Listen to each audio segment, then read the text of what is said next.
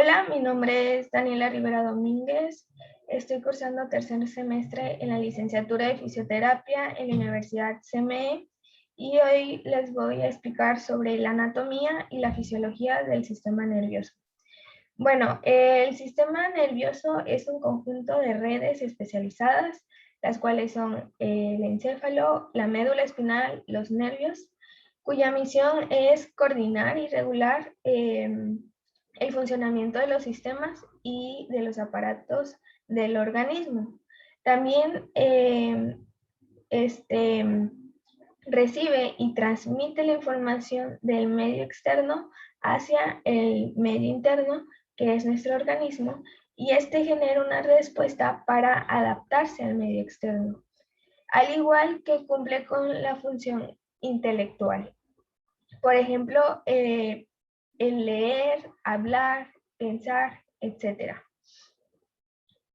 Para que la información se pueda transmitir, son muy importantes las neuronas, ya que ellas son las que generan que el sistema nervioso realice las funciones que hace el sistema nervioso. La función de la neurona es percibir, procesar y transmitir la información a través de impulsos nerviosos o de impulsos eléctricos. Y esto es por medio de sinapsis, que es la unión entre una neurona y otra. Las neuronas están formadas por dendritas, que son esta porción de aquí.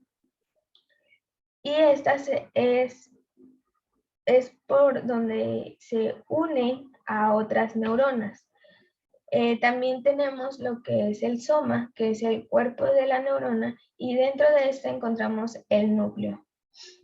Después tenemos el axón, que es donde se transporta el impulso eléctrico, y tenemos las dendritas terminales, que es donde estas se unen con otras dendritas de otra neurona. En el axón encontramos lo que es la mielina. Esta envuelve al axón y hace que el impulso eléctrico sea más rápido. Las células de Schwann tienen la función de producir la mielina. Y los nodos de Rambier son los que observamos aquí, y estos interrumpen la vaina de mielina para que el impulso eléctrico vaya en intervalos, como si fuera saltando, para que sea con mayor rapidez.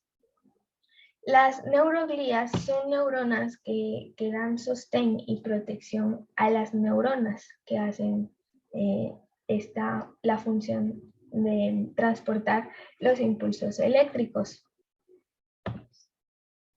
Ahora, el sistema nervioso, está conformado por varias capas. Una capa interna que se le denomina pia madre, una capa intermedia que se le conoce como aracnoidea, y la capa externa, que es la dura madre. Dentro de la capa aracnoidea encontramos lo que es el líquido cefalorraquídeo. Este líquido se encarga de proteger al encéfalo y la médula espinal contra lesiones físicas o químicas. También transporta oxígeno y otras sustancias químicas de la sangre hacia las neuronas. El sistema nervioso se divide en sistema nervioso central, periférico y autónomo. Dentro del sistema nervioso central encontramos el encéfalo y la médula espinal.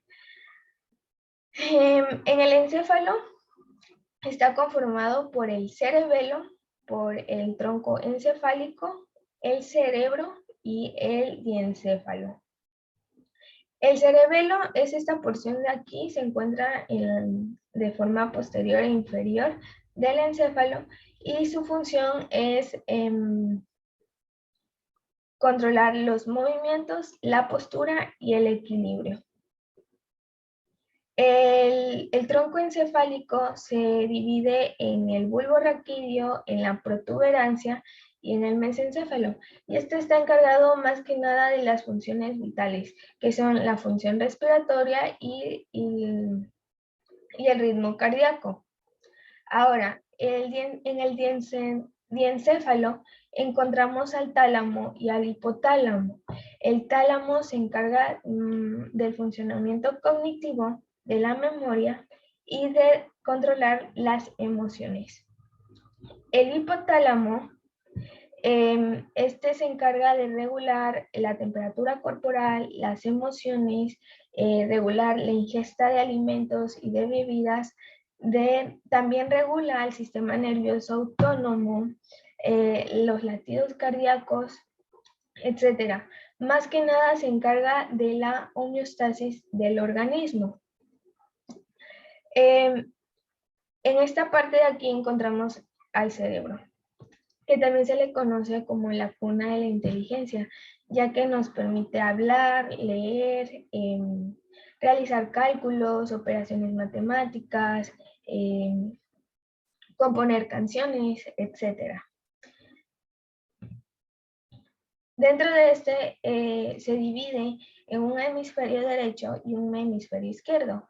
El hemisferio derecho está más encargado de la creatividad, de las emociones, de la intuición, de lo artístico, mientras que el hemisferio izquierdo va más hacia lo cognitivo, hacia la lógica, lo racional, el razonamiento, el lenguaje, etc.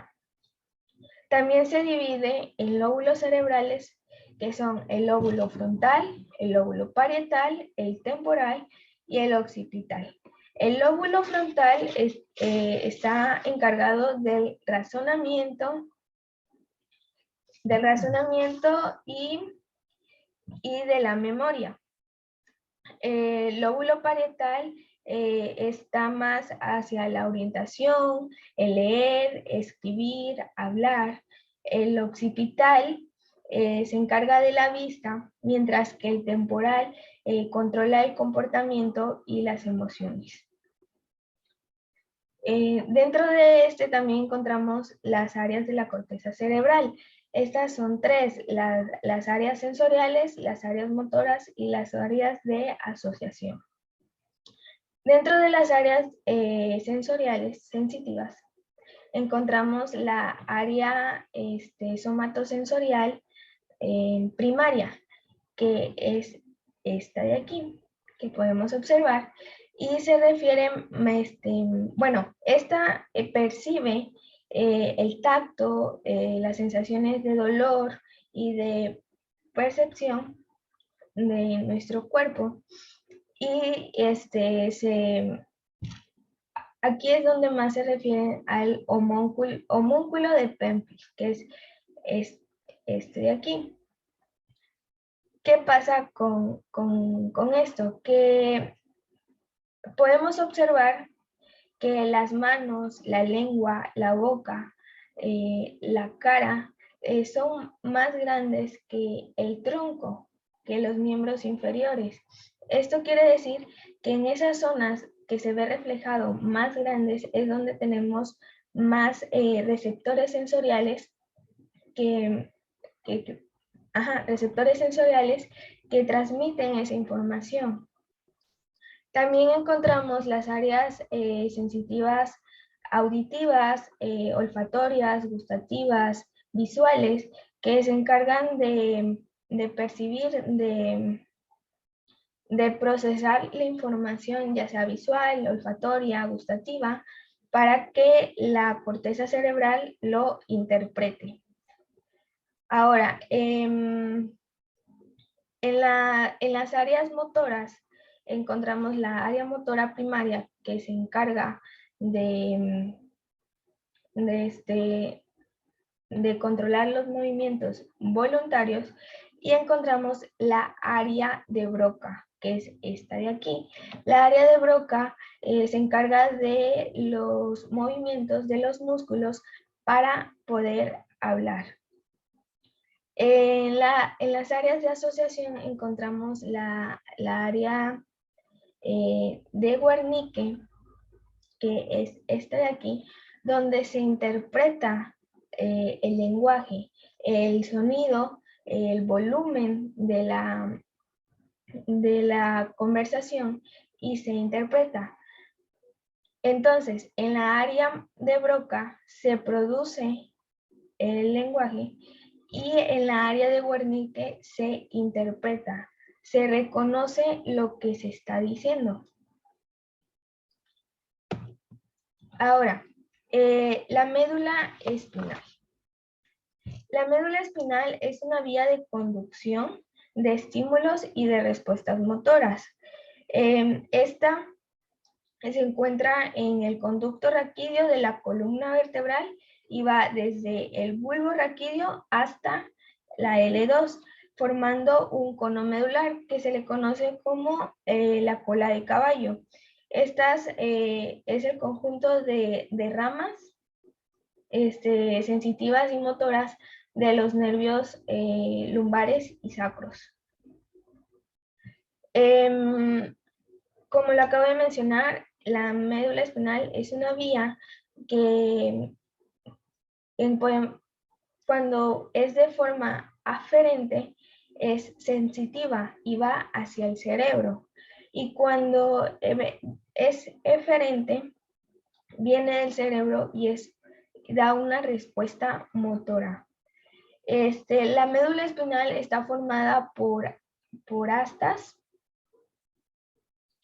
que la que podemos observar aquí es la asta anterior, que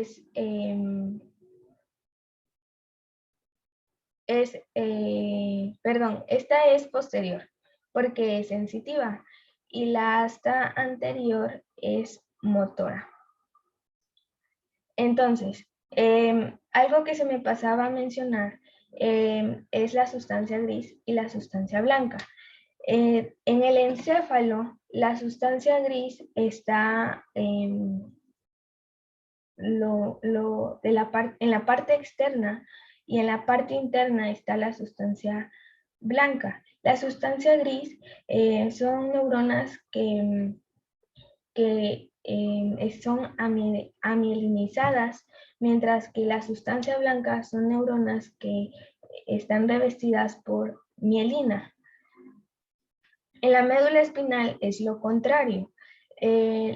La sustancia gris se encuentra en el interior, mientras que la sustancia blanca se encuentra en el exterior y es en forma de H. Entonces, como lo acabo de mencionar, la asta sensitiva es una asta posterior, mientras que la asta anterior es motora. Ahora, el sistema nervioso periférico está formado por 31 pares de nervios raquídeos. Esto se les denomina por el espacio por donde se encuentra en la columna vertebral.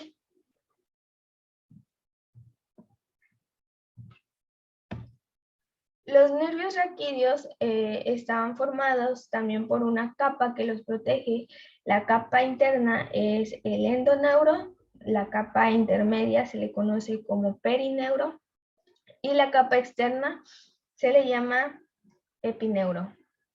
Están formados por dos raíces, por dos raíces, una sensitiva y una motora. La raíz sensitiva es la raíz dorsal, mientras que la raíz motora es la raíz ventral. Se divide en dos ramas, una rama dorsal primaria y una rama ventral primaria. La rama dorsal primaria inerva los músculos de forma sensitiva y motora del dorso del tronco, mientras que la rama ventral primaria inerva el resto del cuerpo. Ahora,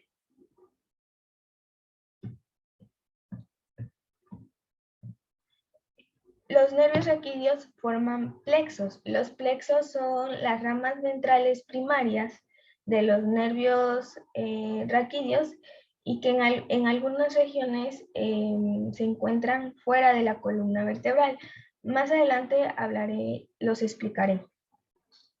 Ahora, el sistema nervioso autónomo. Este sistema más que nada se encarga de controlar la homeostasis del organismo, ya que regula el funcionamiento de los sistemas y de aparatos. Este se divide en el sistema parasimpático y el sistema simpático. El sistema simpático se encarga de la activación del funcionamiento de los órganos, mientras que el sistema parasimpático vuelve al estado de equilibrio, de relajación de los órganos. Por ejemplo, en una situación de peligro, el sistema simpático va a activarse para dar una respuesta corporal, ya sea de huida o de lucha. Después de que pasa esa situación de peligro, el sistema parasimpático va a bajar esos niveles y lo va a volver a su estado de equilibrio, lo va a relajar. Entonces, estos sistemas funcionan de forma antagónica. Mientras uno activa, el otro relaja. Por ejemplo, en el sistema simpático, dilata la pupila, mientras que el parasimpático la contrae. En caso contrario, el parasimpático reduce el latido cardíaco, mientras que el simpático va a acelerar el impulso cardíaco, y así con todas las funciones de los órganos. Ahora vamos a hablar de los pares craneales. Son 12 pares craneales. El primero que podemos observar aquí es el par olfatorio. Este nervio es un nervio sensorial que su función es la olfacción. Después tenemos al segundo nervio, al segundo par craneal, que es este de aquí, que es el nervio óptico, y este igual es un nervio sensitivo que su función es la visión. Después tenemos al tercer par craneal, que es el nervio oculomotor, y este es un nervio motor. Se encarga de inervar los músculos del ojo, a excepción del oblicuo superior y del recto lateral. Después tenemos al nervio troclear, al cuarto par craneal, y este igual es un nervio motor que se encarga de inervar al músculo oblicuo superior. Después tenemos al quinto par craneal, que es el nervio trigémino. Este es un nervio sensitivo y motor, es un nervio mixto. Su función motora es inervar los músculos de la masticación, y su función sensitiva es percibir las sensaciones de tacto, de dolor y de percepción en el rostro. Después tenemos al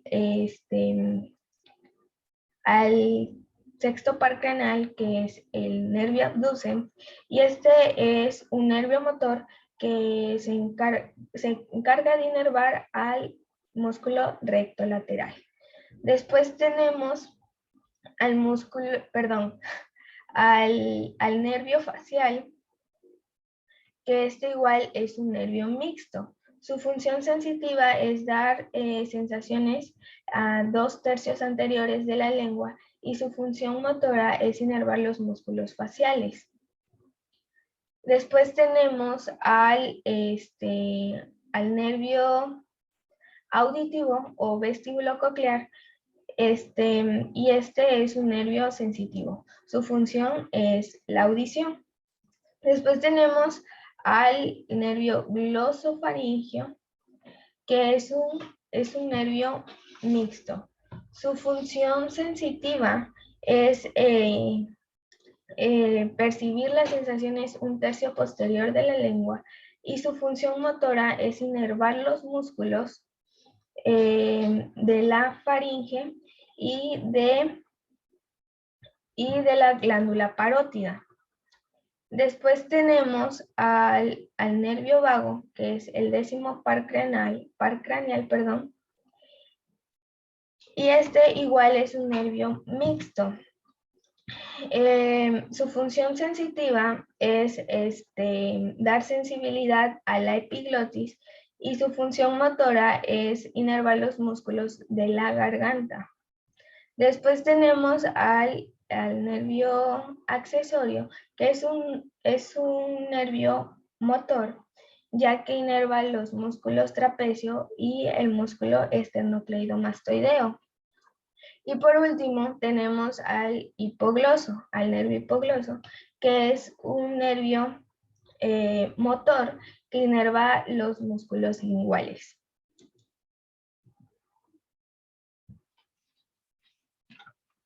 Ahora vamos a hablar sobre los plexos.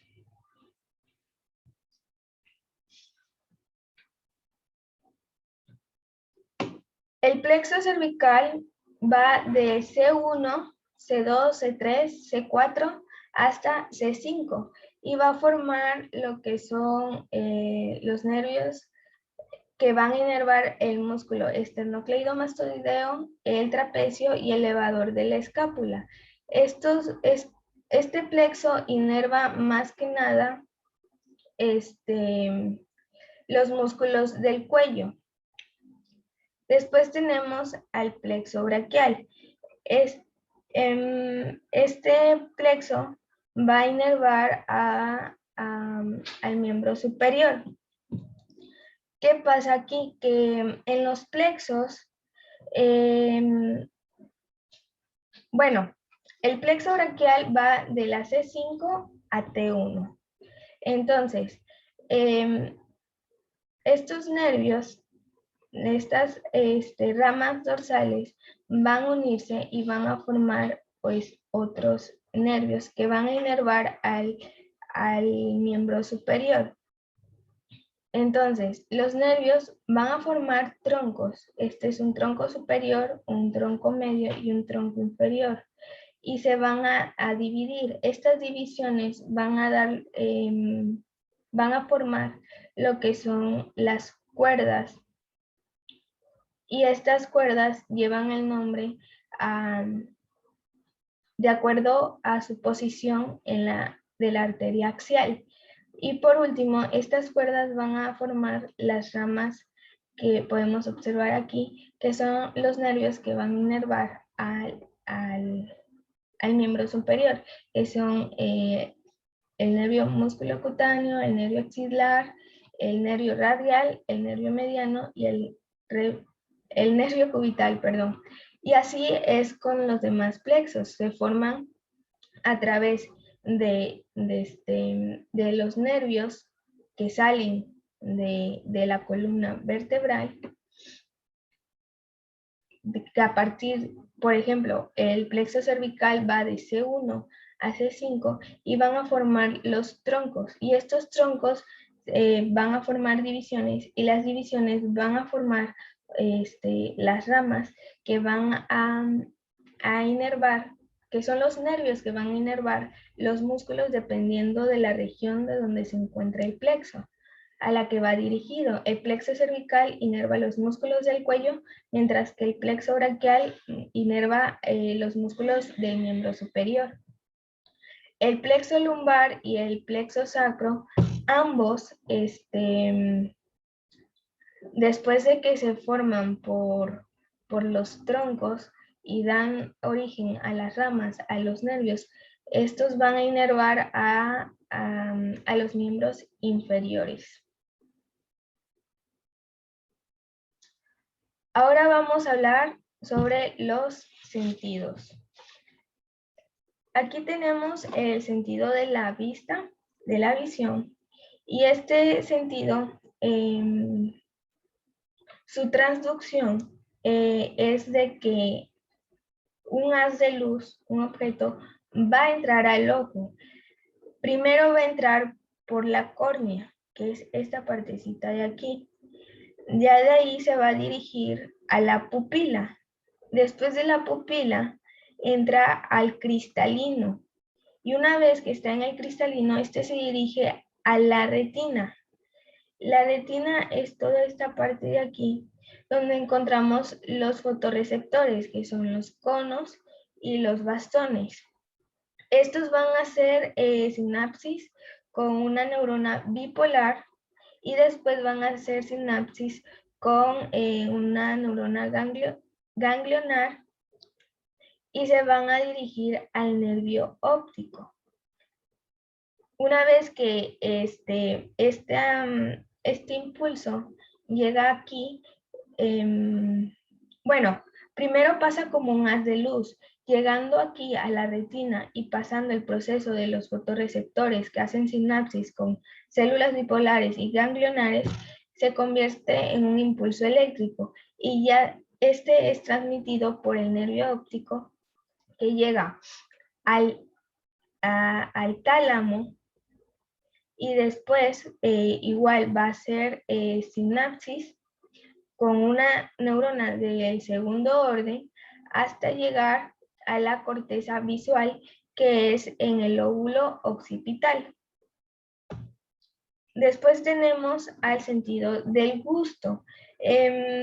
Los sabores que existen son el ácido, el agrio, el amargo, el dulce y el umami.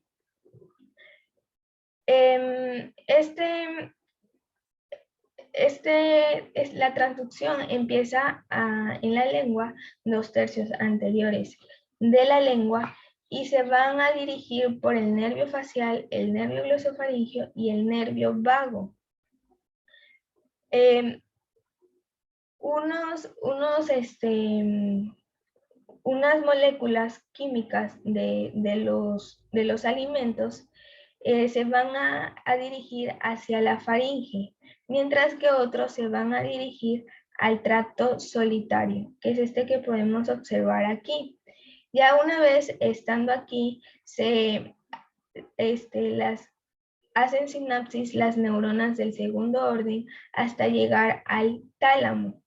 Una vez que llegan al tálamo, se dirigen a la corteza gustativa.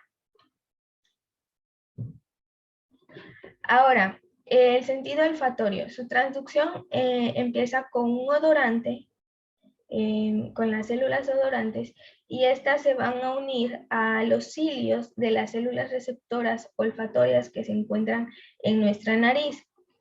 Una vez que están ahí, se unen a la proteína G. Esta lo que va a hacer es activar la adenilciclasa y esto va a hacer que el ATP se forme en monofosfato cíclico y esto va a hacer que se despolarice la membrana de las células receptoras olfatorias y lleguen al bulbo olfatorio, que es este de aquí. Estas son las células receptoras. Una vez que son despolarizadas, llegan al bulbo olfatorio y se despolariza el nervio olfatorio y llega a la corteza olfativa. Por último, tenemos el sentido de la audición. El oído se divide en 3 segmentos: oído externo, oído medio y oído interno. En el oído externo encontramos el pabellón de la oreja y el conducto auditivo. En el oído medio encontramos la membrana timpánica y 3 huesecillos, que son el martillo, el yunque y el estribo. En el oído interno encontramos lo que son los canales semicirculares y las rampas que forman lo que es la cóclea. Los canales semicirculares son importantes ya que dan el equilibrio en una persona. Entonces, la onda sonora entra por el conducto auditivo y llega a la membrana timpánica y hace como una vibración. Entonces, el martillo, el yunque y el estribo hacen que se mueven para que entre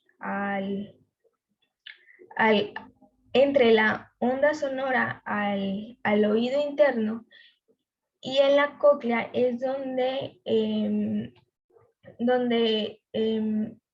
la onda sonora se convierte en un impulso eléctrico. Entonces, una vez que es un impulso nervioso, pasa por el nervio auditivo, llega, llega al tálamo y de ahí se dirige a la corteza auditiva. Bueno, eso sería todo de mi parte. Espero que haya sido de su agrado y gracias.